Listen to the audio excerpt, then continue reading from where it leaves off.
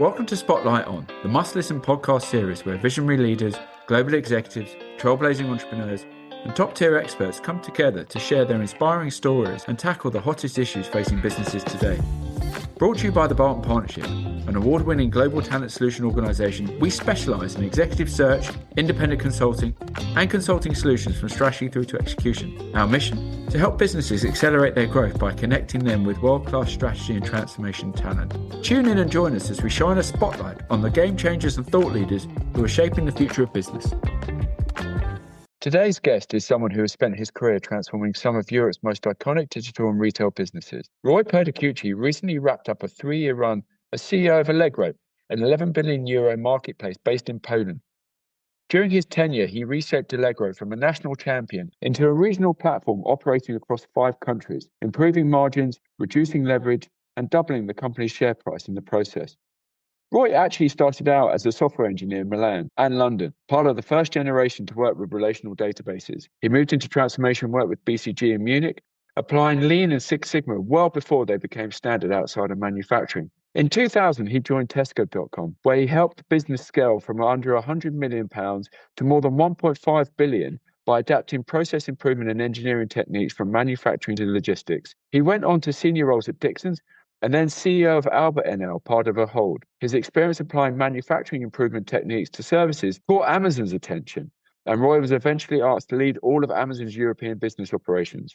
There, he unified 5 siloed national businesses into a single 11-country network, improving costs, service levels, and ultimately turning Europe into Amazon's top-performing region globally.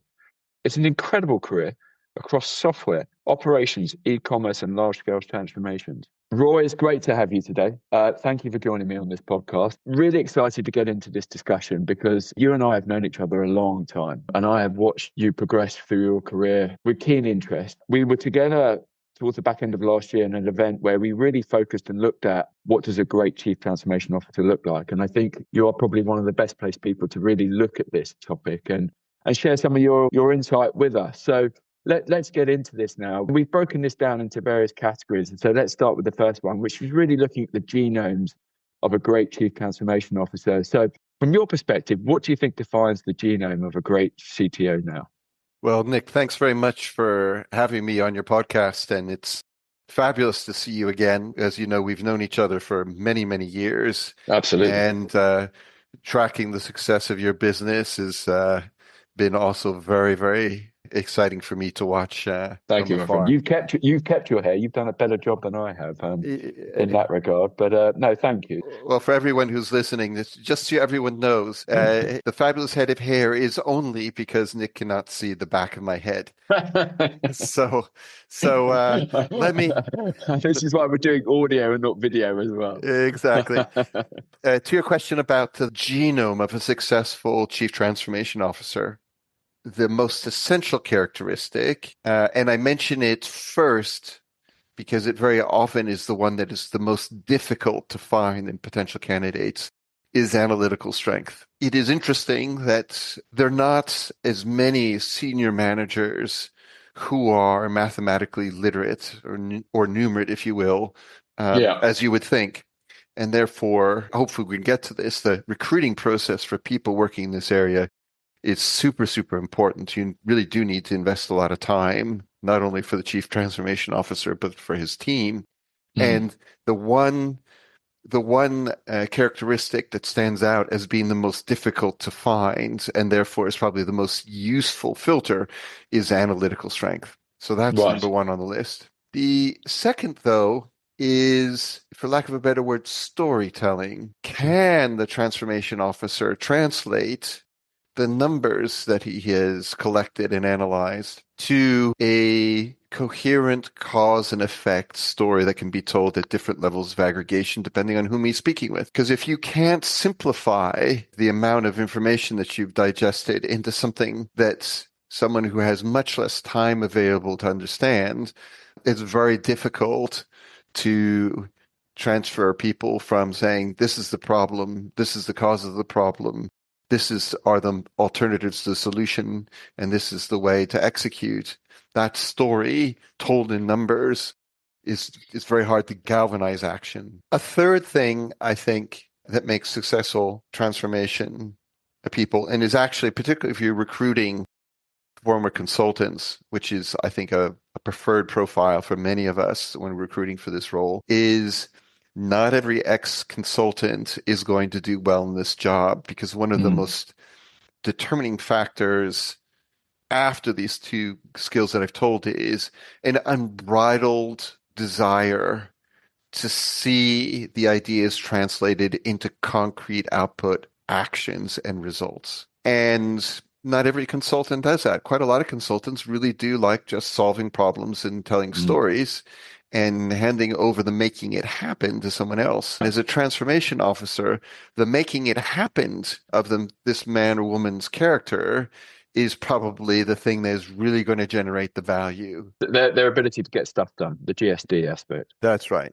And the getting the stuff done bit also means that you can take those analysis and storytelling and translate it into an executional plan where you have people who don't want to describe task, they want to describe outputs, be this a new process that's been implemented, be this a new piece of software that's been developed, be this some physical changes, but actually translates these into physical outputs that he can or she can hold the individuals responsible to deliver. So what are the concrete pieces of work we have, and who in my team or who outside my team is going to be the single person who's responsible for it? Now, the interesting thing with all this is you would think that pedigree would be the best filter, and pedigree can be really good. You know, the Cambridge engineering graduate who went into consulting might actually be a very successful transformation officer. But when you're sifting through CVs, the other thing to look at for is, yes, pedigree is great, but actually what you'd also want to see is some indication that this person has actually dealt with a series of failures, frankly, and bounced back to them. And these may be in the job. They may also be from the background they came from. I think when we were talking about this last time, I mentioned, I think it was the Aston engineering candidate. So clearly a numerate and analytical degree, but not from a particularly world-renowned institution. But if you see this person who did that degree whilst working, whilst perhaps taking care of a young family, and still getting to a position of responsibility, I would almost give greater odds and greater preference to that individual, to someone who has a sterling CV. And that makes it harder, if you will, to locate from these people, because resilience, Americans like to call this grit, is not as easy, I think, to see on the first scan of a CV or a discussion, but will actually make that individual infinitely more valuable to the organization if they were to step in. Because believe me, these jobs are not easy, and you will get slaps in the face and maybe a punch to the stomach, and you still need to keep going for as long as the CEO wants you to continue. And you can test for these things. So if we break these things down, you're talking about the analytical aspect. That's a testable aspect of their capability and skill. That's a case study. That's an analytical discussion that you can have. The storytelling aspect, the getting stuff done aspect, again, you can look at someone's resume, CV, and see what they've done. And again, to your point, it's interesting. When I've recruited in the past, you're quite right. When I look at someone coming straight out of consulting and they've put on their CV, I was part of a team that did this, my first immediate question was, well, what did you do? What was your role, right? What impact did you have? And what failures did you experience? And how did you overcome those? When you think about these traits from your perspective, what have you done that's worked well to really test those aspects that are not, defined by sort of analytical capability, but more subjective? I'm going to answer another question first. Forgive me, but I think it sets up to answer your question. Absolutely. And that is, I've already mentioned that recruitment and the recruiting process is probably one of the most value accretive investments you can make. First of all, you need to recruit the right transformation officer, but you also need to have the machine to recruit the people for the job. And there is a tendency, I think, amongst C-suite officers to recruit this role internally and to recruit this world with someone who everyone thinks is a good guy or girl who is a little bit at loose ends about doing what to do next. And that is very, very often not the right person that you need for this job, because this is the person who is most likely going to enable the rest of the C-suite to deliver on the value accretive activities that you want. So investment in recruiting is important. And even if you're recruiting internally, you should subject this person to the same processes outside. So now to answer your question. So I think the first thing, we are fortunate that there are a number of companies out there who offer standardized testing where they have a large data set of people who've gone through these standardized tests and therefore have a very good sense of what the skills distribution is of any population you want to select. Yeah. And what you really want to do on this is, and at the ones that I used, and this is not a recommendation necessarily, but the one test to give you an idea is we used SHL for management and analytics, and for management math. I would say this is sort of like middle secondary years mathematics skills. This is not upper level mathematics that you're testing for. And really the first thing you have to do is have everyone take the same standardized test, because that will reduce the number of people you need to speak with rapidly and will also set the scene for what this person should expect for the rest of the recruiting process and, frankly, from the job. If you don't like doing math, this job is probably not for you. The second thing is when you do, first of all, if you will, filter for people who really analytics is not their thing. If they don't like doing spreadsheets, even as the C-level transformation officer, probably not the right job for you. The second thing is to do case interviews. Take an example out of your business, have a small and simplified spreadsheet, and sort of say, here's a problem. How would you approach solving it? And once you approach solving it and you have some solutions, let's work that through here about what you think the root cause might be. What would your approach to be set up to actually find the solution? And maybe while we're at it, let's think about some solutions that you think might be worth exploring. I think even the most resilient, confident manager will find that process a bit daunting. And you do not need to be rude. You do not need to be really pushy. But it does actually, if you will, creates a simulation of the kinds of things that you have to do, which is you're short of time. You may not have all the data that you need. You may not have all the resources you need. Certainly in the interview, you won't. What is your approach? And again, you should be very analytical about this. This is not about testing emotions. This is actually testing about, do you have someone who has enough resilience in an hour with someone who has decision power to actually argue your case on the basis of the information that you have, fully recognizing that you do not have everything there to solve the problem truly effectively. That will surface a lot of character traits that I think are successful with the business, in addition to surfacing the storytelling and analytics that I talked about before. And so I'd say those are the case things. I also, as I think you've mentioned in the introduction, I also spent about 8 years of my life at Amazon. I ran Europe and for a short time North America operations, and they have an alternative approach, because this is a very consulting approach, the one I described to you now, that is slightly different, but I think is also effective. And if you type in interview questions, leadership principles, you will come up with sort of classic questions that Amazon works. In all interviews, it's also useful to have some orientation about what are the attributes that you're looking for managers as a whole in your company, and create sort of test questions that test some of those things. Amazon likes to do, which I think also works, is simply to say, tell me about a time that you had to deal with this kind of problem. You'll get to a very simpler way, delivering results that you, as the way you describe it, as very often when people start talking about numbers, starting numbers and ending numbers, and why it was a critical metric for the business, we'll often get to the same place with a different approach. And when you think about this then, and I guess from your time in your various roles to where we are today, how has the role evolved in today's private equity environment? Have you seen that evolution? it hasn't been as much an evolution of the role, rather a change in the distribution between worst practice and best practice, and an awareness which has been rapidly growing over the last 20 years, frankly, private equity valuing the role. Because it has become a lot more prominent, clearly. Yes, I think the awareness and the awareness of private equity and the value in private equity has reflected, I think, the way that private equity investments portfolios have evolved over the last 20 years, which is quite a lot of the value when private equity was in early maturation was, did you do the right deal? And did you get the right exit? The process has become increasingly efficient in terms of evaluations and doing the right deal.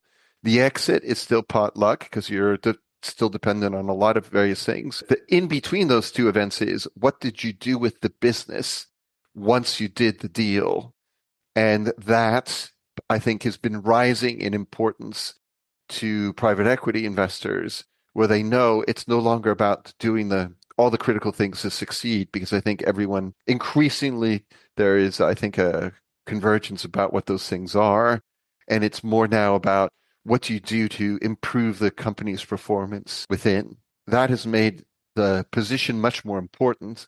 With that, I think the way private equity has seen the role, because of its relative importance, has also risen. And I think the distribution between best and worst examples, I think there has been a growing skew to recognize, one, these people need to be high quality and numerate. Two, these people need to be able to create a program of work, not just a list of tasks, but a program of work and a program of tangible changes that need to be implemented. And three, realize them, hold people accountable, either who write work for them, work indirectly for them on the projects, to actually get those results in. Do you think from a CEO's standpoint that those are the most important traits that they look for? I think those can make the length of a CEO's tenure much more viable. If you can communicate to your owners, these are the problems, these are the metrics that we want to move, and these are the mechanisms we're going to create to move those metrics, you've probably greatly increased the likelihood that a CEO is going to last with the board that he has or she has. Further to that, though, is almost everyone in the CEO's direct team has an agenda. And one of those agenda points for many of them is likely to be, I would like to be the next CEO. And the CTRO's strength can be to point out the uncomfortable numbers and the uncomfortable news in any number of settings that the CEO may not want to see, may see him or herself, but realize that sometimes it's very useful to be told what you already know. Seeing it is one thing. Being told that you're not the only one that sees it can be very valuable to the CEO. And then to prioritize those things, I think, is also very useful. Look, Roy, I've been a CEO once or twice, and being simply told, here, we know there's 7 things that need to be fixed, but if you don't get these 2 fixed in the next 6 months and these other 2 fixed in the next 18 months, it's going to be a real rough ride.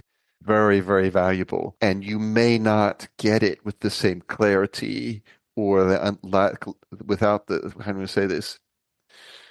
You may not get it as directly from anyone else in your own team as if you're a CEO. We've just published our latest CTRO report in private equity, and we analysed and interviewed a lot of senior stakeholders, C-suite individuals across private equity. That relationship between the CTRO now and the CEO is crucial. We've talked about the do's on this. What are the don'ts, I guess? What are the things that a CTRO should avoid now? Don't run too far ahead. I have seen more than one transformation officer who believes deeply in what they're doing run further ahead than where either the organization or the CEO were ready to support him. You, I think, need to not only have a clear plan, but also not try to implement more changes than you, the CTRO, have the resourcing to do and the backing of the CEO. Don't start a change project until the objective is very clear, that the measurable results are very clear, the tangible pieces out are very clear, and then here's the one that is super, super important, and everyone, including someone like me who's done the role multiple times, have on occasion failed to honor. Do you have the right people, not only a name on the project to deliver the various things, but also their time? So very often to make substantial change to things, you actually need that person for 50% or maybe 100% of that person's time. There's a tendency to say, well, I've got a name in a box and I've got the deliverables for the box and I've got the timeline for the box. Let's get going. Oops.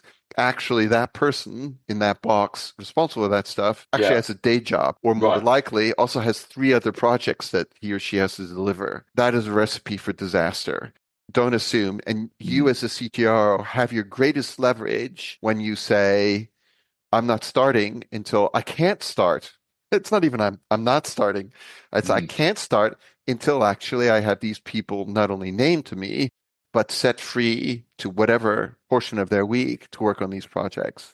Setting up for success then, as you talked about, having that framework, how do you ensure then the business owns the outcome and not just the CTRO? So you've got the framework, you've got the plan, you've got the structure, you've defined the cadence, you've got the team.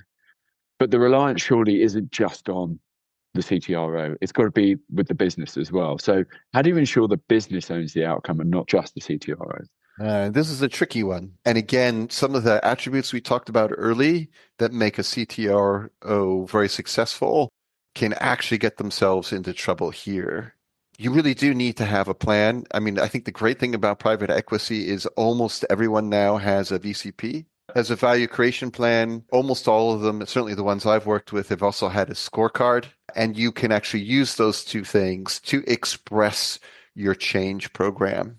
And if you do have the scorecard and you do have the value creation plan, you as the chief transformation officer have the opportunity to be sure that your name appears almost nowhere and actually, walk through and sort of say who amongst the direct leadership team, so the CEO's team, or in the later layer of leadership directly underneath the C-suite is responsible for delivering which change, which tangible output, and which movement in the metric on the scorecard.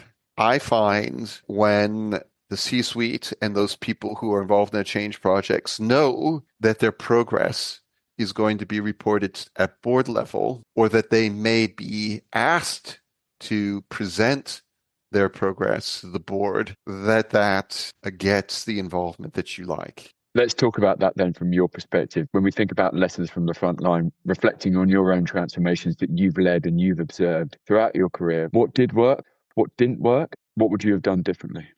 Try to get your story, your high-level story, done quickly. So in my most recent engagement, where I was the CEO, I started on the 1st of September. I had that story and set of priorities signed off by the board, and then we shared it with investors because it was a listed company. We shared it with investors a few days later. Get that done early as the CTRO. Also, watch very carefully not only whether the CEO says that this is really important, but is actually investing sufficient time to make sure that it works.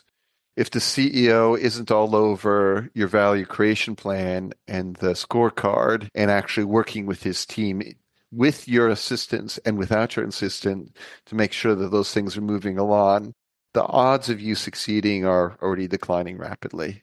Yeah, so getting the CEO, more than anyone else in the team, the leadership team, personally invested in watching the metrics move and the tangible pieces of work being produced by members of his directs or a second line of directs is a real sort of, I think, also canary in the coal mine for you as a CTRO.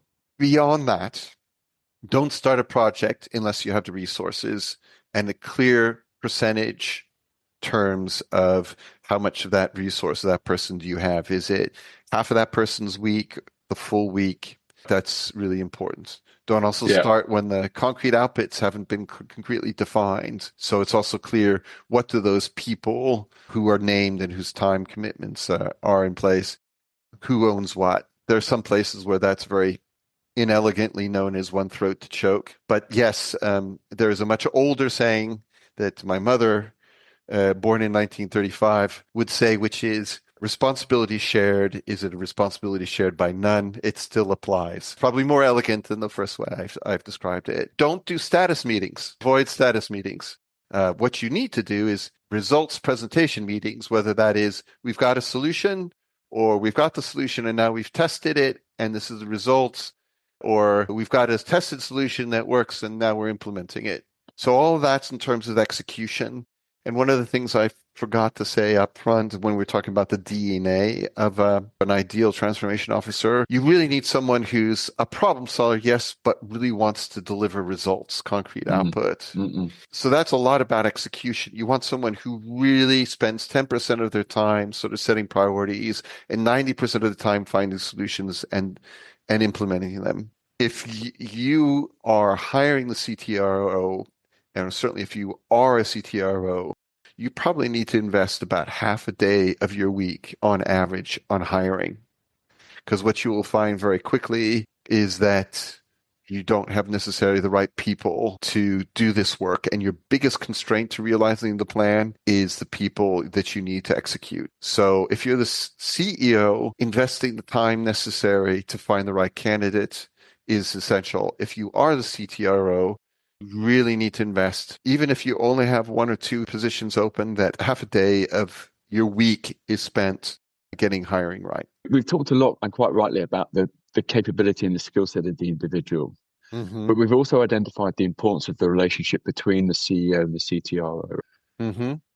When you think about you as a CEO and also you as a CTRO, how did you go about, in one sense, building your relationship as a CTRO with the CEO? And as a CEO, how did you build your relationship with your CTRO? And what are the key considerations? Is it critical that you click with this person? Is that essential in a relationship? Or is it enough that, you trust their capability and skill set? They might not be someone you invite for dinner, but they can do the job. This is a hard question.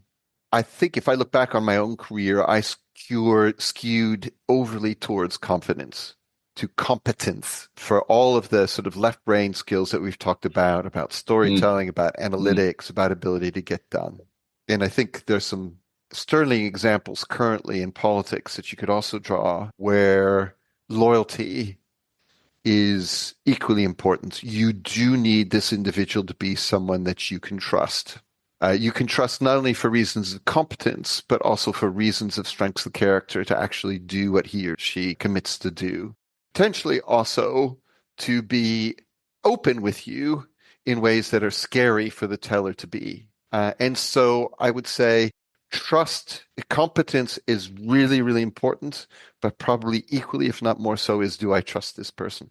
Whether you want to actually go out and have drinks with that person or go out to dinner, that's less so. It's secondary. And actually having someone who you find actually uncomfortable pain in the backside can be useful, particularly if you're the CEO, because often the thorn in your side means that you give attention to things that you may not like. But it really is that mixture of trust and competence. But personal sympathy is kind of less important. Let's talk about then the future of this role. And I guess in these value creation roles across private equity, they are seen as an entry point and a stepping stone into future commercially minded roles, P&L roles within private equity.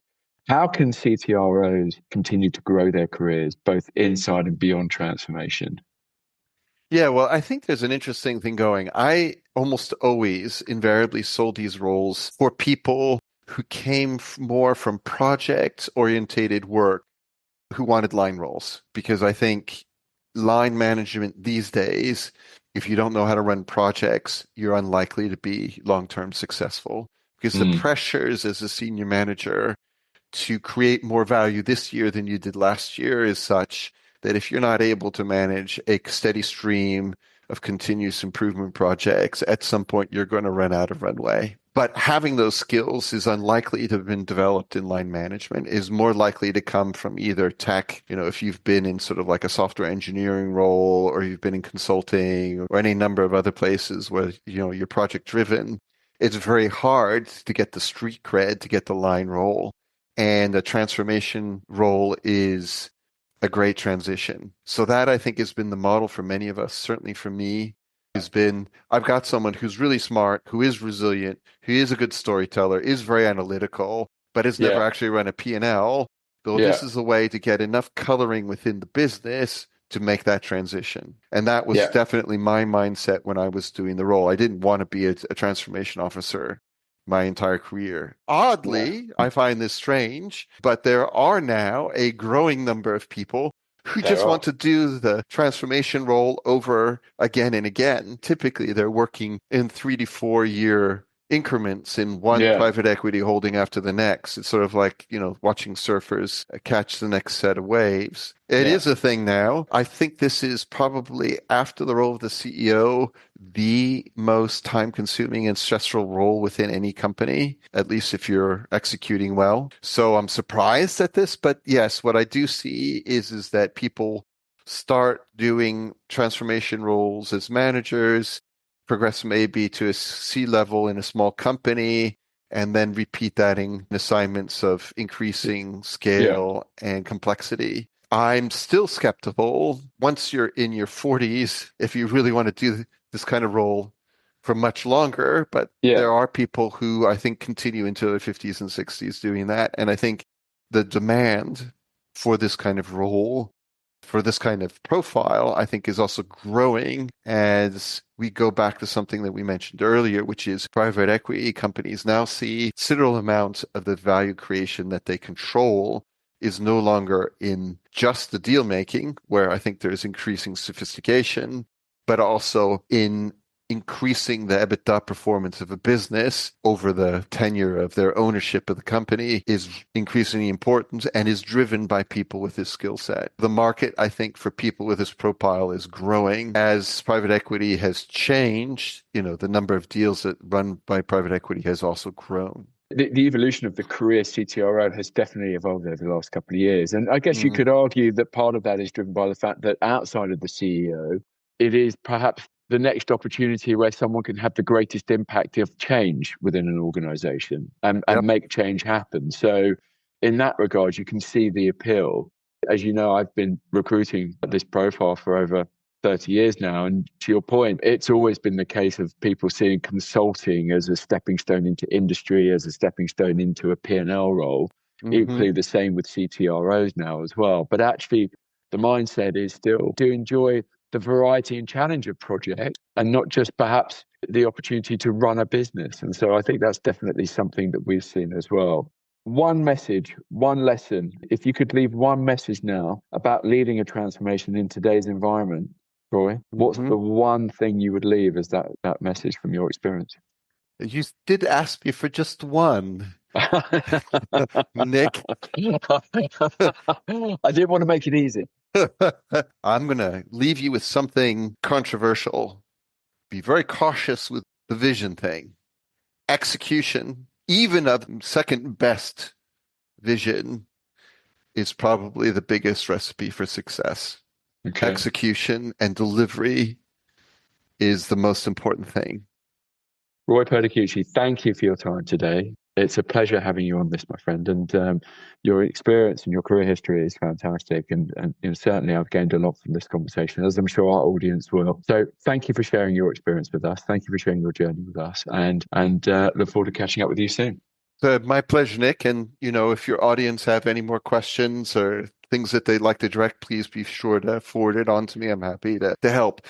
As you pointed out yourselves, this role is probably one of the most rewarding roles in business because your impact on the success of the business is visible and tangible when you're successful.